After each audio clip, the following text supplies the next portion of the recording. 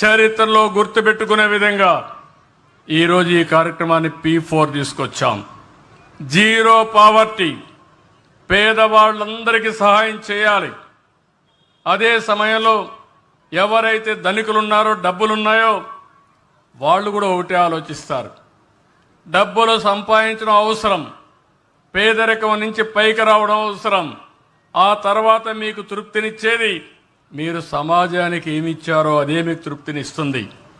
వాళ్ళు కూడా మీరు విన్నారు, మేము ఇన్ని పనులు చేశాం, ఈరోజు మేము సమాజం కోసం కొన్ని కుటుంబాలని దత్తత తీసుకుని వాళ్ళ పైకి తీసుకొచ్చే వరకు కష్టపడతామని మా కుటుంబ సభ్యులతో సమానంగా వారిని పైకి తీసుకొచ్చే బాధ్యత తీసుకుంటామని వారి యొక్క మీటింగ్లో చెప్పారు.